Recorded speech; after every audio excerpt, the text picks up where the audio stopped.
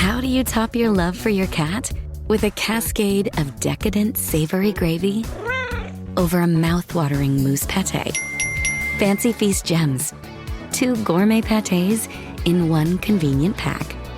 Simply peel and plate to reveal a pyramid shape that makes eating delightful and pamper her with an experience as extraordinary as she is. Turn the everyday into the extraordinary with Fancy Feast gems. Wish you could become a morning person? You know the type, up before the sun, early morning runs, first one to the office with donuts and a smile. How do they do it? Easy. With the new Galaxy Watch 8, sleep tracking and personalized insights from Samsung Health help you improve so you can wake up to a whole new you. One who, dare I say it, skips the snooze? It's possible. Train your sleep with Galaxy Watch 8. Learn more at Samsung.com. Requires compatible Samsung Galaxy phone, Samsung Health app, and Samsung account. For a limited time at McDonald's, get a Big Mac extra value meal for $8. That means 2 all-beef patties, special sauce, lettuce, cheese, pickles, onions on a sesame seed bun, and medium fries, and a drink. We may need to change that jingle. Prices and participation may vary. This podcast is supported by FX's English Teacher. Last year's critically acclaimed series returns to follow Evan, Gwen, and Marky as they vie for their students' divided attention.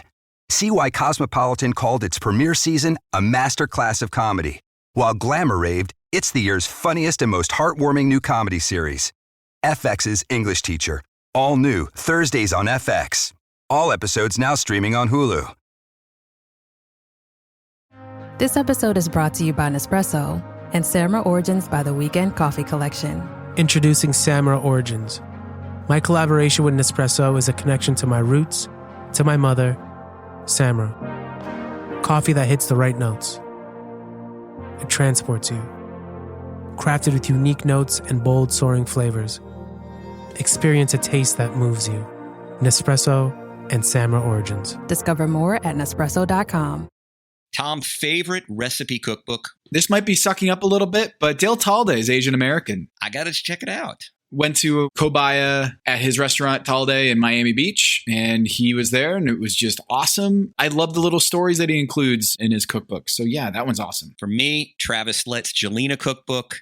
Great bang for your buck in the sense that it's not all that hard, and the stuff looks good, and it tastes good.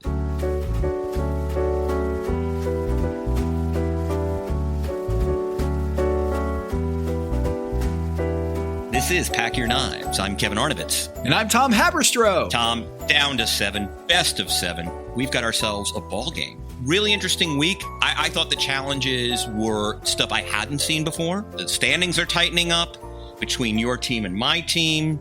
I think there's now a really interesting scrum toward the top. I thought it was going to be dominated by maybe an upper tier and everybody else. It seems like there's a lot more parity than we might have thought.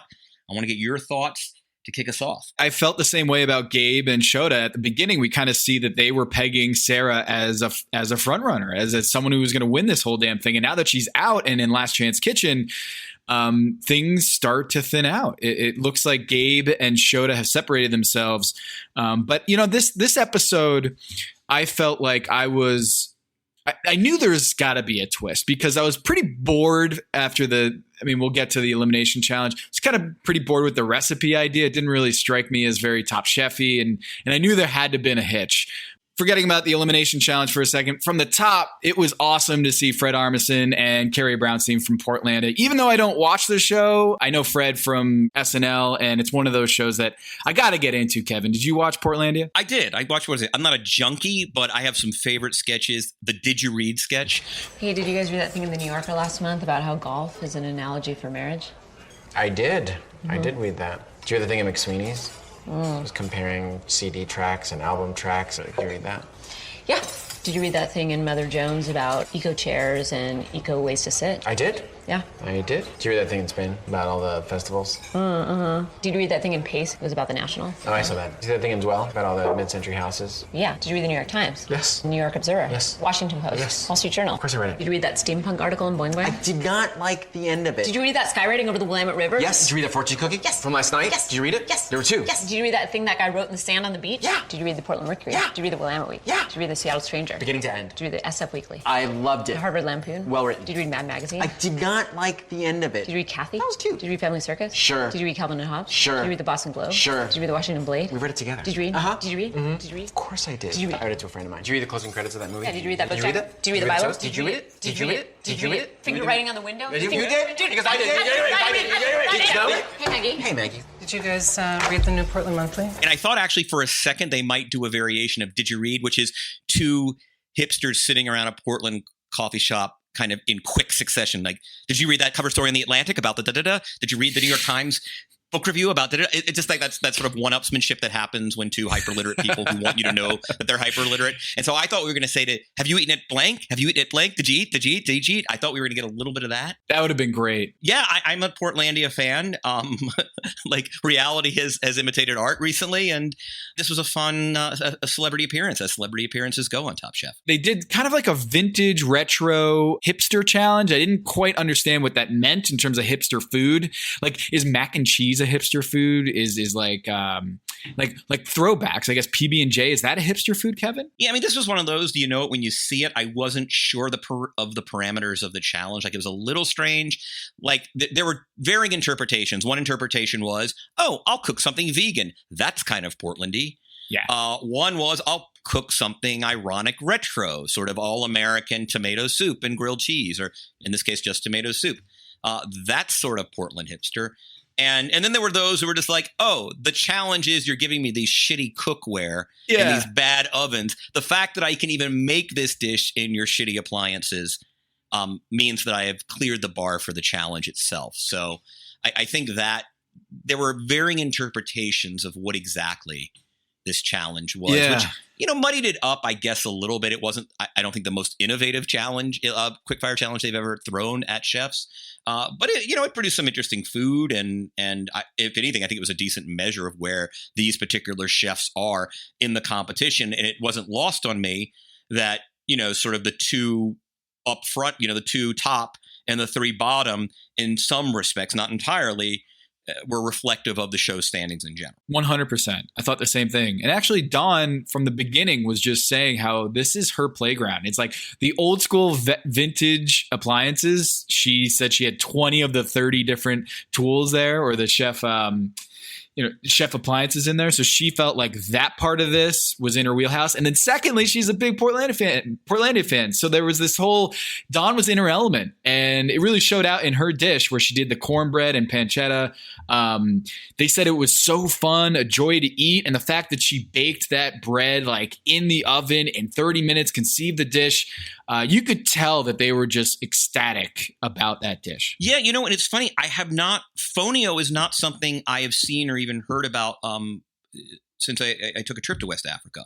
It's kind of like I don't want to say like couscous, but that's the closest thing I can kind of get to. But she made this cornbread out of semolina and fonio, and then does this pancetta jam, pear butter, goat butter. It just, again, another indication that, Tom, I don't know that there's anybody, pursuant to our conversation about has there been parody or is there a clump up top that we got to watch, I don't know anyone's been cooking better food for the last 6 weeks than Dawn, consistently. And this was yet another instance where she just, was there a close second? Gabe was the only other chef to get kind of notable mention. And Dawn is once again just crushing the competition. She is. And you could kind of tell that they liked Maria's tomato soup with the coconut milk and harissa with cardamom, but and they also like Gabe's dish, like you said. I love the Hasselbeck cut jokes just incessantly. I love that. My favorite Fred Armisen bit is the guy who says nothing. He does this bit on a Weekend Update. He's like, it's so funny you say that because it reminds me of the time, just taking it back a little bit. This is exactly the reason it's outrageous is that no one, any mere assumption that we as a mass are going to come together to, I think once, if we were to examine the motorcycle industry in the Midwest, the first thing people would, the reminder, the one alarm clock when it comes to, say, the Inuits, the way they treat the sick and elderly. It kind of reminds me of this thing, and someone who just continues to say things like the preamble before their point, and never gets to the point. The bit is unbelievable. It's so good on SNL. So his humor is perfectly tailored for Top Chef, and the whole Hasselbeck cut joke that he was just hamming up the entire time. I just kept thinking of like Gwen Stefani, like we're talking about Hallebeck cut. And like, I cook a little bit, but I don't know what a Hasselbeck cut is. I'll just be perfectly honest with you. I'm never straight with everything. Right. He's like, oh yeah, I've been dying to see a Hasselbeck cut. I've known it my whole life, and I was just so excited to see it. I didn't even know what that was. And the braised purple yam lamb sausage, play on lamb sausage. Yeah, and Jamie clearly with the dumplings, it wasn't working, and it didn't really play up the whole motif for the I would have totally done Maria's. That's what I would have ordered, and it's not even close. Yeah, she's coming on strong here, Kevin. Yeah. I mean, come on, tomato soup with harissa, coconut milk, a cardamom crumble, which is a great idea for a soup. I mean, Maria's cooking well, Tom. Maria's cooking well. And Chris is he's cooking with no confidence right now. I mean, that cauliflower with sauerkraut and black garlic, too salty. Which is, if you're going to err on one side of salty or unseasoned, I'd rather go with the salty. But still, it just doesn't seem like he's coming with much creativity or much mojo here. Well, to your point, he's been knocked for not enough salt. So now we see a chef that's overcorrecting, right? And so we'll talk more about Chris later, obviously during the elimination challenge. But yeah, it was Dawn takes it, and again, a kind of just another indication that it, to me, is I don't think you can have a conversation about contenders now and not include her. And importantly, Tom, she gets 15 extra minutes of prep. And if ever there was an advanced player in this competition who could use 15 extra minutes, it's Dawn. So she gets it for the elimination challenge as her reward. I wanted to quickly touch on something Jamie said, that she's lactose intolerant and she drinks flaxseed milk. Now that's a new one. I'm in Charlotte, not in LA, Kevin. So what are the different types of milks that you're aware of? I mean, I'm aware of flaxseed milk. I'm aware of oat milk, as I'm sure you are these days. I mean, there's the almond milk, very early aughts. There are a bunch of kind of milks. I drink whole milk. I'm just a whole milk guy, and don't give me 2% either. I'm kind of militant about it. If I'm going to drink milk, I'm going to drink milk. The same with yogurt. I don't want no 2% yogurt. Kevin, do you want to remind the listeners what your hack is for any sort of cereal? Oh my goodness. Breakfast cereal should be eaten with half and half. Always and forever. I mean, if you're going to pour yourself a bowl of Cookie Crisp or Fruity Pebbles or Captain Crunch, you should have just go for it. The courtesy to grace it with half and half. You know what's also a hack is the vanilla almond milk and regular Cheerios. Oh, that's interesting. Tastes exactly like Lucky Charms. Well, how do you get the marshmallow thing going? You don't. But if you want the taste of Lucky Charms, but don't want to throw in, just basically candy food, just do the vanilla flavored almond milk and then pour it over a bowl of regular Cheerios. Who eats regular Cheerios? Well, when you throw in the Lucky Charms flavored oat milk or almond milk, which is just vanilla almond milk, it's going to change your life. You clearly have two little kids, because I don't know any childless homes that have Cheerios, and I don't know any home with children that doesn't have Cheerios. Exactly. So my two kids love to eat Cheerios. And once they grow up and realize Honey Nut Cheerios, there's a phase when you hit Honey Nut Cheerios and you're just like, wow, this is what life is all about. Honey Nut Cheerios, my mom did not allow us to have sugar cereals. Honey Nut Cheerios was the least healthy cereal we were allowed to have.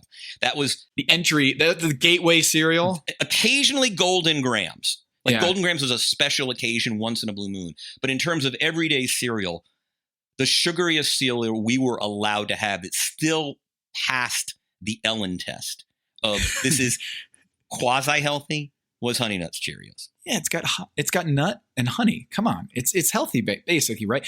Kevin, have you had a bowl of Honey Nut Cheerios recently? Or I don't think in 25 years. I'm telling you, man, it's great. It'll take you back. It'll put you in a place and time. I just feel like if I'm going to indulge, I'm going to go all the way. I'm going to have myself a bowl of Captain Crunch. Speaking of all the way, Dawn, she gets the 15 minutes here.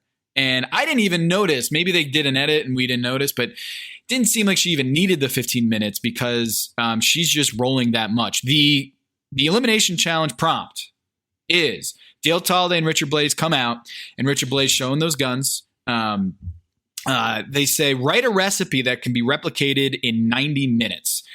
And as they're doing this, I kind of feel like there had to have been a twist because it seemed too easy. It seemed too boring. And like, what you're going to try it on with like a home chef in the kitchen? No. There's a little bit of a twist in like 10 minutes in, they start to reveal it. But what did you think about the challenge itself of doing a recipe? I liked it because I am an aspirational home cook who uses cookbooks and recipes. Rarely does a week go by where I'm not trying to pick up something, be it a full recipe. Sometimes I'll type in a dish I want to do and get bits of different recipes on the internet for the same dish.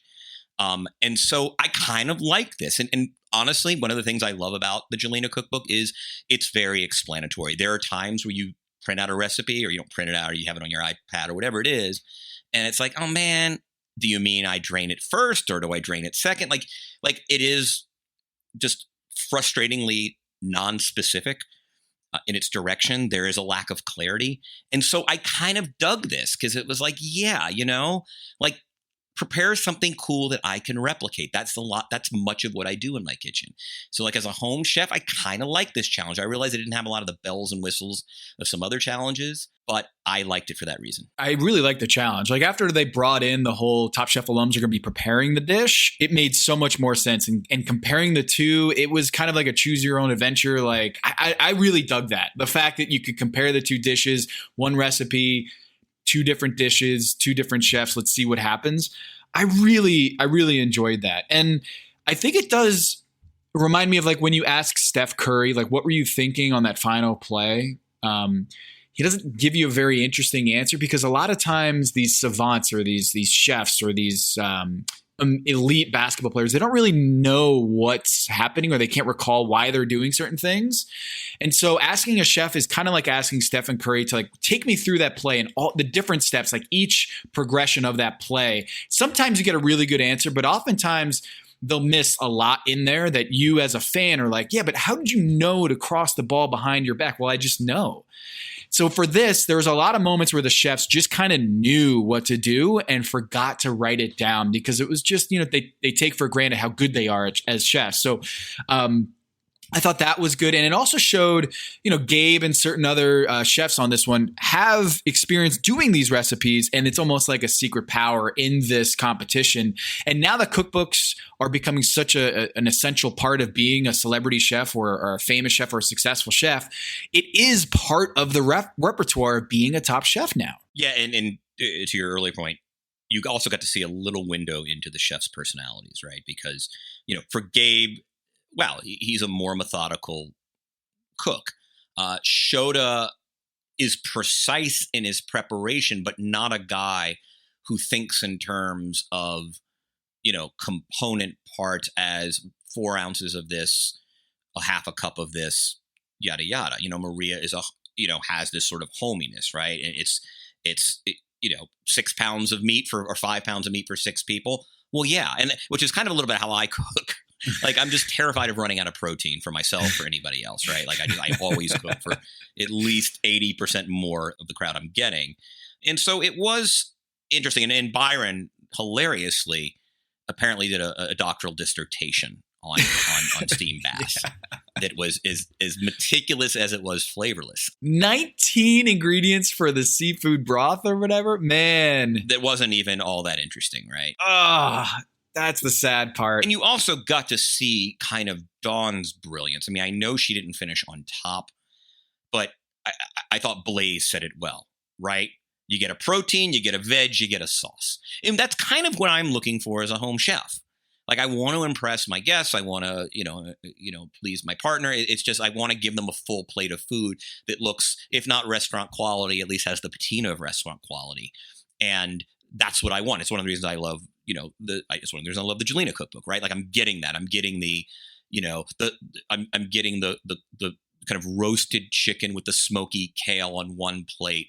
And I think that is exactly what Dawn did. And in some ways she was, I think probably finished second in this competition, though they didn't obviously rank them, just because, again, she kind of got it. Tell me about gnocchi, preparing gnocchi. Is this something that I just, from the start, I was like, really? Do we want to have the Chris conversation? Should we just have the Chris conversation? Let's do the Chris conversation. So I had real Adrian-esque aspirations for Chris everybody might remember Adrian from, was it Top Chef 15, Tom? It was the first season we did this. It was Colorado, yeah, with Joe Flam. Exactly. So she was a chef who was struggling, finding herself on the bottom, often for under-seasoning her food, clearly had some real technical skills, but wasn't cooking with confidence. That seasoning issue was persisting. And over time, it was, and I love chefs like this on this show, where she realized this is correctable. I'm going to take feedback. I'm going to learn from my mistakes. I'm going to be a better chef each successive week. And all of a sudden, boom, you're in the finale, and there she is, right? Like, and I had that aspiration for Chris because he has shown some real technical flair. Even this week, wow, they really loved his romesca. They really loved his dandelion greens. Like, this guy can cook. He can conceive of a plate.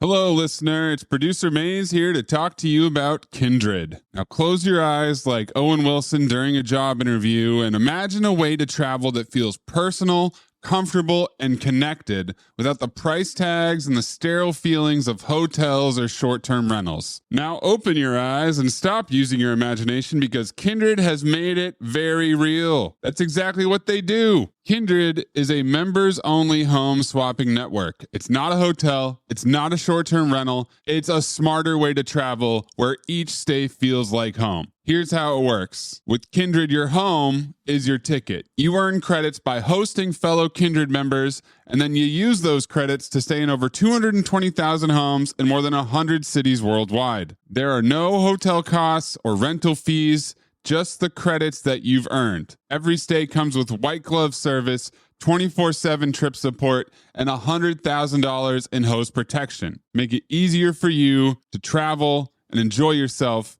and not worry about details. I've used Kindred and I found an amazing home for a weekend getaway in an idyllic location with amazing views and great ambiance. It had everything I needed. And the best part was, it cost me $0. So apply now at livekindred.com and use code DINGS to join for free. Plus, you'll earn 5 nights of travel credit just for signing up. That's right, that's 5 whole nights for free at livekindred, KINDRED.com, code DINGS, DINGS, livekindred.com, code DINGS. Listener, listen up. This is important, okay? I'm going to try to save you some money here. If you're still overpaying for wireless, it's time to say yes to saying no. At Mint Mobile, their favorite word is no. You may think like, oh, that's bad. No contracts. No monthly bills, no overages, no hidden fees, no BS. Here's why I said yes to making the switch and getting premium wireless for $15 a month. You heard that correctly. $15 per month. Ditch overpriced wireless and the jaw-dropping monthly bills. And of course, there are all these hidden fees and stuff, but at Mint Mobile, plans start at $15 per month. All the plans come with high-speed data, unlimited talk and text. You're not doing like weekend and nighttime minutes or anything like that. And it's delivered on the nation's largest 5G network. Use your own phone. Don't have to get a new phone. Use your own phone with any Mint Mobile plan and bring your phone number along with all of your existing contacts. I switched months ago. People have asked, did you actually switch? Yes, I actually switched months ago, and I don't know what to do with all this extra money. I've cheated the system here. I've rigged something. This is an Ocean's 11 situation where I'm stealing wireless from Mint. That's how good a deal it is. Ready to say yes to saying no? Make the switch at mintmobile.com/dings. That's DINGS. That's mintmobile.com/dings. Upfront payment of $45 required, equivalent to $15 per month. Limited time new customer offer for first 3 months only. Speeds may slow above 35 gigabytes on unlimited plan. Taxes and fees extra. See Mint Mobile for details.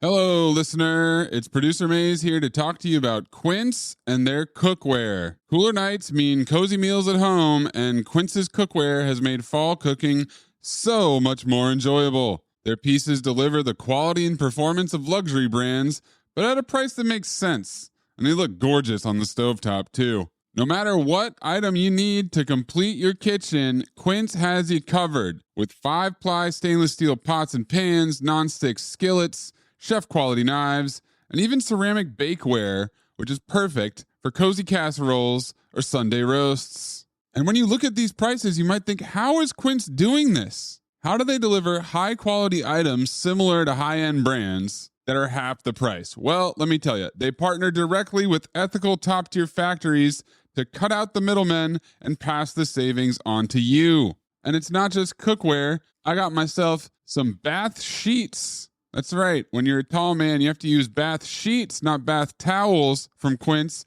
It's like drying off with a cloud. It's incredible. Upgrade your kitchen for cozy fall meals with premium cookware from Quince. Go to quince.com/dings for free shipping on your order and 365-day returns. That's QUINCE.com/dings, DINGS, to get free shipping and 365-day returns. Quince.com/dings. This episode is brought to you by 20th Century Studios' new film, Springsteen, Deliver Me From Nowhere, starring Golden Globe winner Jeremy Allen White and Academy Award nominee Jeremy Strong. Scott Cooper, the director of the Academy Award-winning movie Crazy Heart, brings you the story of the most pivotal chapter in the life of an icon. Springsteen, Deliver Me From Nowhere. Only in theaters October 24th. Get your tickets now.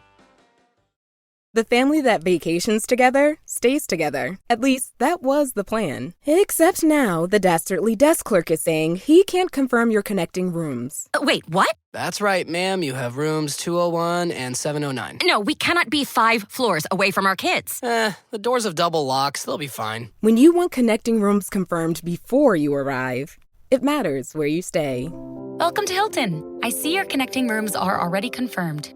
Hilton, for the stay. He insists that he is a guy who cooks pasta, yet has never cooked pasta well. No. Somehow. Yeah. And not only on a challenge, like I would prescribe to Chris, hey, you might not want to do pasta again because in the weeks where you're not doing pasta, you're finishing, as a relatively, kind of middle of the road to you even won a couple, right? Like, and when you like Tom, what is the correlation between Chris's success and the making of pasta? Yet here he is, and not only is he making pasta, which in and of itself in any challenge would be, I think, ill-advised at this point. He's doing it in a challenge where you have to tell a layperson how to do it. Yeah. Like he's trying to teach someone something he doesn't know how to do himself. This is not the week to do. I would argue any week is not the week for Chris to make pasta. And what happens, Kevin? Damn, Tom. Melissa put like a doughy, it was a disaster. It looked like she was spackling a house. I mean, it was tough to watch. And it was even more awkward. Like when Melissa came out and was like talking to the chefs and was just like, yeah, I'm sorry. I ran out of time and the directions were no good. And then they had to walk back together. I don't know what you're supposed to say to your partner there, where it's like, thanks for taking it easy on me. I know I did terrible, but it was just this awkward, silent walk back with Melissa and Chris. Cause he knew. And like the sorghum gnocchi, it just didn't seem like, when Tom came by and asked about it, it seemed like it was a disaster. And even he said, I did it in cups and not weights. I mean, it was a mess. And I have another theory, Kevin. My theory here is I was flipping through Instagram the other day and I noticed that Chef Chris, had posted on his Instagram a takeout piece from the Boston Globe, a profile in the Boston Globe about him. And I thought, man, I think there's something to this. That if you're doing a profile on a top chef, a hometown guy, a profile on a chef, do you think that these publications are aware of when this person gets sent home? Because when I saw this profile, I'm going to kind of write this down and stick it in the back pocket here, because I have a theory that hometown profiles are a tip to who goes home. See, I don't know. I think you're ascribing far too much intentionality to daily journalism. My experience in this house where we have 2 daily journalists is that there's no rhyme or reason. Yeah, but they also can't wait until 3 weeks after they get eliminated. And then everyone's like, yeah, but the guy's gone now. Oh, you got to push it out is what you're saying. Yeah, you got to get it out. Oh, yeah. Okay. You got to push it out before. Right. Now's your time. Oh, so, okay. Then you got to use it or lose it. Okay. Right. That's my point, is they got to time it. So like, hey, Chris, you don't have to tell us when you're getting eliminated, but just to give us an idea, you're going to be on the show from when to when. To your point, Tom, I wrote a feature of Doc Rivers that I'm pretty proud of. that was published during last year's conference finals. You recall the Clippers weren't in the conference finals. Therefore, the piece was never published. It is sitting on my computer and it has never seen the light of day. Hey, because we didn't get it out in time, right? You have to get a story about a ball player or a coach out before the team is eliminated. And it's my fault because I wanted to push my luck. You're willing to consider this theory. Oh, yeah. Now I misunderstood. Your point was exactly was that, hey, you got use it or lose it. Yeah. And because they're disorderly, they probably have been putting it off. And someone said to them, this guy has a life expectancy of 36 hours. You better run it. Yeah. I mean, the thing about Chris, I think he lost his confidence somewhere in there. I think he had a couple of times where he, especially the Haitian food that he put out early, I think he got just kind of rattled a little bit. And on this one, when Chef Melissa King just says, I can't serve this. It's just, it was tough to watch. But Chris, bon voyage, good luck in Last Chance Kitchen. The sensuous tones of his voice as was it Malarkey or was it Blaze who said, I think it was Blaze who says he's got a future in this thing. And also clearly one of the nicest guys who's ever come through Top Chef just by the reactions of his co-contestants.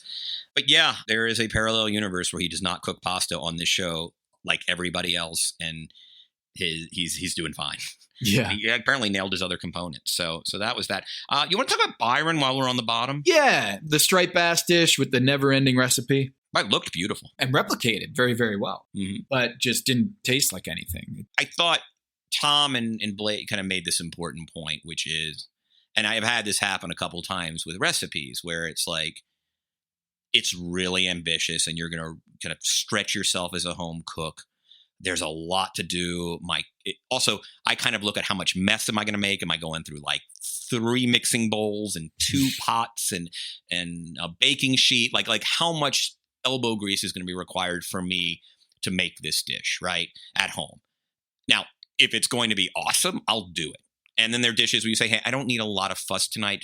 And I'll settle for something that's not going to knock anybody's socks off, but it's a quality dish. He did just the worst combination, which is as a home cook, looking at that cookbook, you're like, another step.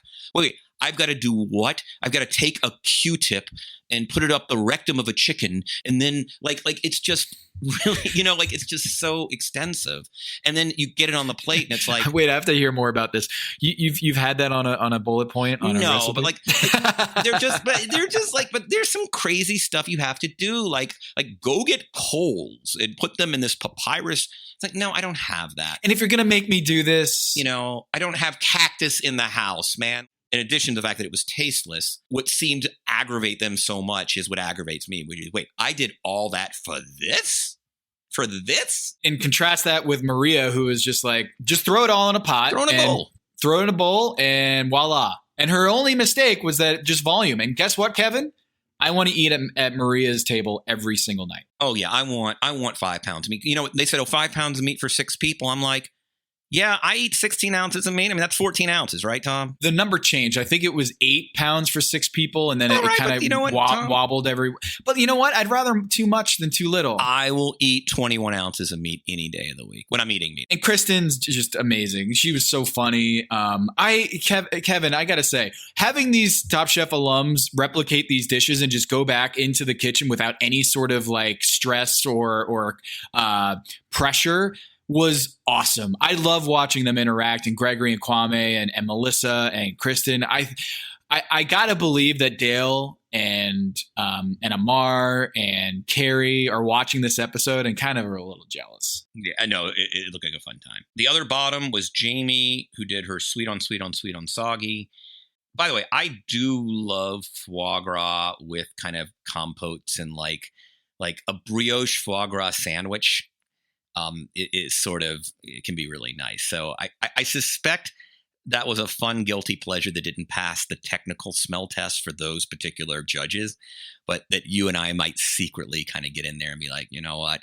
I can't defend this technically. I can't defend it conceptually, but I'll freaking eat it. Put it on the black sheep menu, Jamie. Do it. Yeah, we'll go. I'll eat it. Like when she was in the bottom three, Kevin, I circled her name and said, she's fine. She's not going home for that dish. The other two were send home worthy. They were eliminated, were elimination worthy dishes. There was no payoff for Byron. Chris goes home. That was no surprise. No. And we knew it the minute he said he was making gnocchi. I can't recall a week when I knew who was going home before the first shopping cart hit the Whole Foods, like it's just like I knew it was going to happen. That was as predictable as anything else. And then he's got to write a recipe on. It's like, hey, Dwight Howard's going to write a recipe on how to run point guard. It's like, no, like that's not his strength. And why does he have to do the handbook on something he's not very good at, apparently? And this is one of the other things. And I guess I admire sort of I want to prove to myself and prove to the judges. Narratively, as writers, we can totally get it. Yeah. Shota comes in with his pork belly with the turnip puree and the sliced pear. Looked amazing. I mean, that looked like a classic Shota dish, and it would have been, I think the winning dish had not been for Gabe's super sauciness. And, I guess the third element on the dish didn't really make it on Kwame's plate because either it ran out of, it was a matter of it was too watery and it wouldn't condense. It just was, it didn't work for Kwame on the recipe, but obviously Shota knows how to prepare that dish and it looked awesome. It was funny. The reduction's an interesting issue. I don't know how much of that is Japanese cooking doesn't do a lot of reduction, and I wonder to what extent that might have been it. But it looked great. It looked clean, and honestly, I'm impressed because I have this belief that nobody really likes turnips. I've tried to make them interesting. A chef, Ari Tamor, a friend of mine who had a wonderful restaurant here, Alma in Los Angeles, kind of gave me sort of an easy Tuesday night turnip recipe. I tried to make it work. It just won't happen. Like turnips. When's the last time you were happy to see a turnip on the plate? Usually my experience is you think it's going to be a yummy potato and it's a turnip. Yeah. Yeah. So much love to him for making a turnip good. I think if you rearrange the letters, it says putrid somewhere in there, maybe. Oh my God, is it? The T and the D. No, there's no N. Yeah. Shota, he's a more improvisational chef than you would imagine. And maybe that's just sort of my preconceptions or stereotypes of Japanese cooking, that there's so much kind of precision. But like Shota's often on the fly, which I think is really interesting and kind of fun. Yeah, he's had a couple misses this season, but he's right near the top on this one as well. Gabe comes in with the black cod. They loved it. I mean, if you put these two dishes side by side, you wouldn't have known which one was the recipe creator and which one was the follower, right? It was called Dynamic, and Padma says she wants a whole cookbook just of his sauces, right? And Gabe takes this one home. I thought Dawn could have taken it home with her salmon and buttermilk. It was a little too sweet for some. But Gabe takes this one. He also finished in the top 3 in the quick fire. So he's very good. He's coming on strong for me. I'm feeling a little bit more validated with Gabe. He's coming on strong, but he doesn't actually have the second most points here. The second most points in the overall competition goes to Dawn. So it just goes to show that Dawn is very much a player in this. Gabe right there with her. And I think Shota is really just, he's head and shoulders right now. This is going to sound catty, and it's not meant to be. Like, it was kind of nice to see Gabe do a sauce that wasn't a mole. Like, Veracruz sauce is wonderful, right? Like, you've got those green olives, and it's capery, and it's like a different kind of feel, but it's perfect for that dish, right? Like, it's a perfect complement to a cod. He could have totally gotten away with another mole. He went salsa Veracruz. That was lovely. You know, it's funny. I clearly think I love Dawn's cooking. Again, we've never tasted any of these people's food. But the buttermilk, the Chinese broccoli, the olive puree, the salmon, all the component parts, great. It looked great. I'm not a big buttermilk sauce on. I like a little more brightness kind of on a salmon. It just would have been my choice. And this isn't a critique. Clearly, it was just a great dish. It was a great looking dish. It was easy to prepare. It was perfect for a cookbook. But like in the battle of the sauces, I think, that Veracruz on Gabe's black cod just seemed like, oh, that's a dish I'd love to eat. Yeah, and when you talk about Top Chef, you think of the classic challenges here. I actually was surprised that I can't recall if they've done the recipe copy challenge, but I really like this in retrospect. I wish it started a little bit sooner. But again, I really like this episode. It came on strong. And I again, the Top Chef alum incorporation this season is such a delight. It's just awesome. So much fun. Not just seeing familiar faces, but just watching them interact again. You get enough of the Top Chef All-Stars element to it without, cheapening the product. It just feels like all the other chefs are excited to see them, and when the reveal happened that they were going to be replicating the dishes, you could just sense how excited they were and how like, oh, this is going to be great. And then just kind of the pride of writing out this recipe just off the top of your head, and then having these, Gregory Gourdet, who they did this at his restaurant, his former restaurant, the Nines, the Departure restaurant, where he told us the Blazers were eating at after every home game. They did this challenge there, and then Padma's noticed how beautiful it was, the view from up there. And, just to have, Gregory preparing this dish in his old kitchen and doing it in a way that like, man, you just produced my recipe and it looks exactly like how I prepared it is, I think, probably as much of a compliment as you can give to a chef. They've done such a good job. I second everything you just said. Is sort of they've been able to create this family over 20 years, this extended family, and they've just done a beautiful job of keeping. It's fun. We know these people, right? And it's fun to see people you know and like, from the past. And it's just been another. The show never gets tedious, but the fact that we get to visit a little more with people we like, and in this case, actually watch them do what we like to watch them do, which is cook. So we're down to 6 times. We should spend some time on Last Chance Kitchen this week because we are now at the point in the competition where we ain't that far away. Like this is a legitimate. Someone can string together 2 or 3 wins. They're back in the competition. This is not just. This is not a distant event anymore. It is right there in the next room, and somebody in the next few weeks is going to be invited back. And we had a great matchup. Sarah, man. A surprise eliminatee from last week, against Sasha, who has just been just balling in the kitchen, Last Chance Kitchen, and they've got a really interesting Last Chance Kitchen, which is a 3-course progressive meal, except, Tom, it all has to be in a spoon. It's just 3 bites. Every course has to fit in one of those little amuse-bouche spoons. I gotta say, Kevin, it's amazing that Sarah pulled this one out because you put Sarah and Sasha in a 2-panel just to look at Sasha's face and look at Sarah's face. Sarah looked like she took a shower. Right? She was rosy cheeks, sweaty, just like their shirt disheveled. And then there's Sasha, who just waltzed through this thing, conceived these dishes, cooked it. She looked perfect. And then there's Sarah, who looks like she just ran a marathon and completing this dish, just didn't know what she was doing. And Kevin, this is pure Sarah here. She acts like she doesn't know what she's doing. I don't know. I'm running around. What am I going to do? What am I going to do? And she pulls out 3 really good dishes that Tom loved. I have a funny little hack that I noticed. I knew Sarah was going to win when they reversed the order and went and announced the winner of the 3rd course. So you think Tom knew who was going to win and he wanted to create some drama? Well, no. Here's what happened. If you haven't done Last Chance Kitchen, dear listeners, they went course by course, right? So who won course 1, who won course 2, who won course 3. Tom made the decision to go, hey, let's work backwards.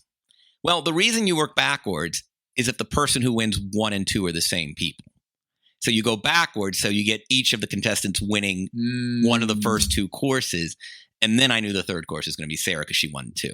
Because had you flipped it, she would have won 1 and 2, and then there's no drama for 3. That's smart. You must have worked in television before. Yeah. So as to your point, Sasha had a motif, right? It's like she's going to do roasted, right? So roasted tomatoes. Give it to me. I love that concept. Yeah. Yep. Yeah. And then scallop with the pesto. And then the flank steak with charred onion puree, right? Like that is her thing. Sarah kind of just went, hey, I'm going to give you 3 lovely bites. She went the roasted red pepper soup to start with this kind of fish sauce. A scallop with celery root and caviar, which is apparently the way to Tom Colicchio's heart, is with caviar. And also just a lovely, delicate little, sometimes scallops that they have like that rich brown butter, I'm not into it. Like I kind of like a lighter thing on my scallop. And I thought that was really nice. And then she did a Wagyu that was undercooked a little bit with butter braised cabbage and mushrooms, which actually sounded beautiful. Yes. They both had looked like they had 3 great amuse-bouche meals.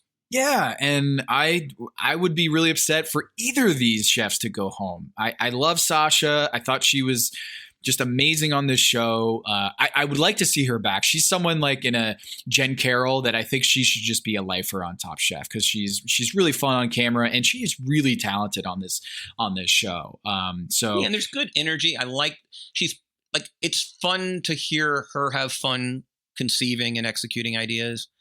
Like it's never a chore for her. I just I enjoy her sort of persona on this program, and I'd like to see her come back at some point. I'm with you there. She's a keeper. So all right, so Tom, we're down to 6. Gabe, Shota, Maria, Jamie, Byron, Dawn. In our losers bracket, Chris is going to face off against Sarah. Figure, when do they usually bring someone back? At 5? Somewhere in there, yeah. If you had to ask me who's going home next week, or to rank it, I mean, Jamie seems still a little vulnerable. I think Byron too. Yeah, Byron has sort of been off his game a little bit, and Dawn's unbeaten. But Dawn has Dawn has not finished on the bottom. I think once she did last week. I guess technically she was in the bottom, but she was lauded for her plates. Right. So, I mean, in the spirit of Top Chef, she has not been in the bottom. And look, you can put Dawn, Shota, Gabe, I think in a tier. Maria, I don't think she's quite there. But I don't think she's in the Byron and Jamie tier. She's in her own tier, right? Like she's not in the bottom. Like she's in the middle. She's in the middle. And look, if the next 2 chefs that are eliminated are Jamie and Byron, and I'm not rooting for them to go home, but I wouldn't be surprised. And secondly, I think Sarah's going to come back. The fact that she just pulled this rabbit out of a hat again, which is so, she looked like Patrick Ewing in the 4th quarter, just looking so tired and like, oh, this took all the energy out of me. And she puts out a winning dish. Like, I just think she's gonna continue to roll and get back into the competition, and no one's gonna want to see her face walking through that door because she is so good. Yeah, I think she's making a comeback. Closing thoughts, Tom. We're approaching the finale or the final 4. Sarah, I think she's going to get back into the competition here, and I'm excited to see what happens next week. We have a really interesting next episode. We'll see if we see Maria crying. I have this on every episode, is Maria crying every single time, every episode. I just love her so much. I just want to give her a big hug after every episode. And she did cry when Chris got sent home. I believe that was her. I saw some tears there. Yep. So that's my closing thought. This is going to be a really, really fun final. And we have Edward Lee next episode, Kevin, from Louisville. Oh, nice. I've eaten at his restaurants in Kentucky, and he's back. So we're starting to see Nina Compton is also on the cast list for this season, but we haven't seen her yet. I was supposed to eat at her place in New Orleans, and then COVID came. I was going down on a work trip to New Orleans, and that reservation was canceled. Compare Lapine. Shout out to Larry Miller, big Heat fan. Knew him in Miami when she was working at Scarpetta. Looking forward to seeing Nina and looking forward to seeing Edward on this next episode. For Tom Haberstroh, this is Kevin Arnovitz, and this is Pack Your Knives.